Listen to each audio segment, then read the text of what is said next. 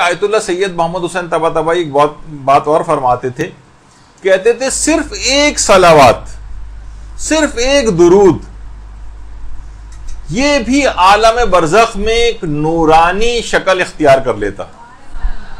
اللہم صلی علی محمد.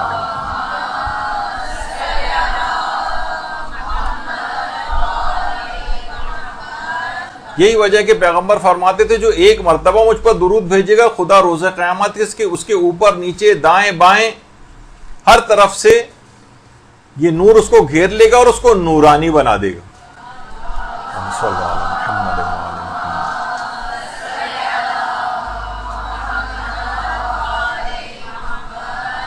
اور کوشش کریں کہ جو درود آپ یہ مرحومین کو بھی عذابوں سے نجات دلانے والا ہے، اور کوشش کریں کہ درود کی ایک تسبیح باقاعدہ پڑھ کر مومنین کو اگر آپ ہدیہ کریں، درود کی ایک تسبیح پڑھ کر مرحومین کو ہدیہ کریں، تاکہ وہ لوگ حقیقتاً اس کا بہت انتظار کرتے ہیں.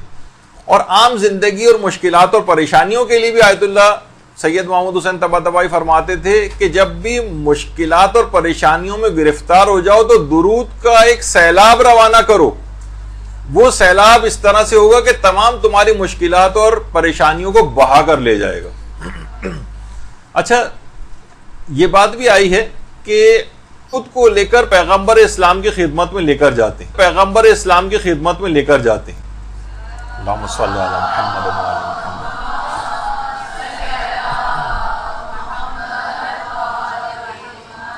تو پیغمبر اسلام کی خدمت میں جب فرشتے پہنچیں گے اور آپ کا نام لے کر بتائیں گے کہ اے آقا، آپ کی فلاں امتی نے آپ کو درود کا یہ تحفہ ہدیہ کیا ہے، تو کتنی خوش نصیبی کی بات ہوگی کہ ہمارا ذکر، ہمارا نام پیغمبر اسلام کی محفل میں لیا جائے،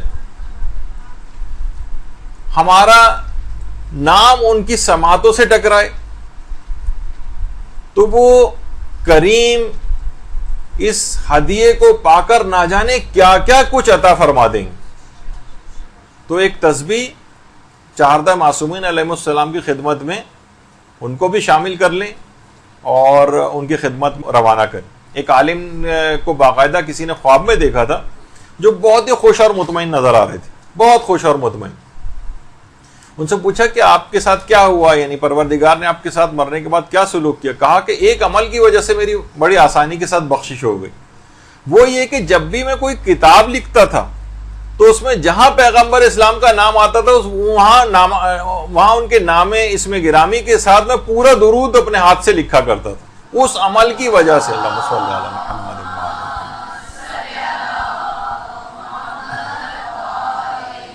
عام طور پر ہم صرف سواد بنا کر رہ جاتے ہیں. نہیں، انہوں نے کہا میں اس کی نہیں پرواہ کرتا، جتنی مرتبہ بھی پیغمبر کا نام آیا میں پورا درود ان کے نام کے ساتھ لکھا کرتا تھا. اس کی بنا پر انتہائی آسانی کے ساتھ میری مغفرت ہو گئی، انتہائی خوش و خرم نظر آئے.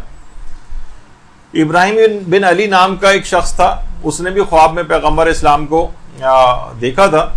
کہا کہ یا رسول اللہ،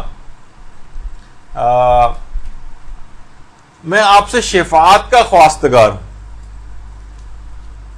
تو خواب میں پیغمبر نے، حکایات میں ملتا ہے کہ پیغمبر نے فرمایا کہ اگر تم مجھ سے شفاعت کے خواستگار ہو تو زیادہ سے زیادہ کثرت سے مجھ پر درود بھیجا کرو. اللہم صلی علی محمد.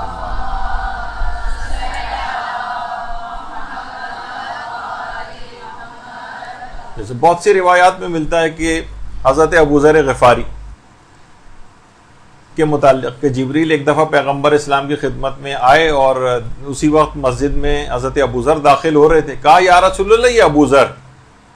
پیغمبر نے کہا آپ ان سے واقف ہیں؟ کہا ہاں یا رسول اللہ، زمین والوں سے زیادہ آسمان والے ابوذر سے واقف ہیں.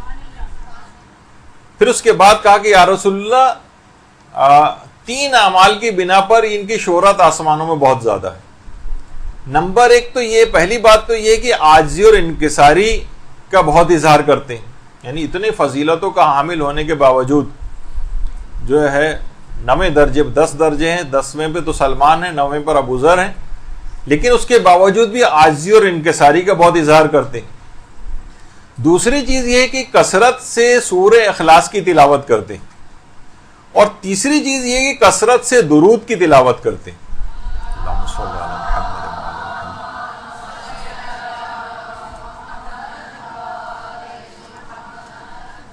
تو کثرت سے درود کی تلاوت کرنا یہ آسمانوں میں شہرت دلواتا ہے. زمین والوں سے زیادہ آسمان والے جو ہے ان سے واقف تھے. یہ وجہ ہے کہ آیت اللہ بہجت کہتے تھے کہ ایک مرتبہ ایک محب امام زمانہ کی خدمت میں حاضر ہوئے تھے. اللہم صل علی محمد وعلی محمد.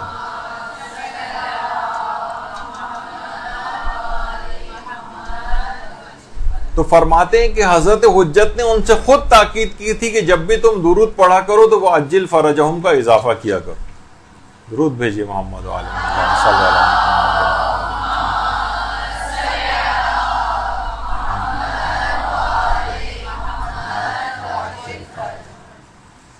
تو آیت اللہ بہجت نے نکتہ ہائے ناب کے نام سے جو کتاب بھی ہے ان کی، اس کے اندر بڑی اچھی بات کہی ہے کہ اگر کوئی شخص درود کو بھول کر دعاؤں وغیرہ کے اندر مشغول ہو جائے، وہ ایسا ہی ہے جیسے دریا اور سمندر کو چھوڑ کر حوض یا نالی میں مصروف ہو جائے کوئی اس کی تلاش میں. یعنی اگر کوئی شخص بلکہ اپنی دعائیں فراموش کر دے اور درود پڑھتا رہے تو وہ درود کا پڑھنا کہیں زیادہ بہتر اس کی دل کی خواہشات کو پورا کروا دے گا. انہوں نے کہا کہ ایسے ہی درود کو بھولا ہوا ہے اور دعائیں مانگ رہا ہے، ایسے ہی جیسے سمندر کو چھوڑ کر حوض اور نالی وغیرہ کی تلاش میں لگا ہوا ہے.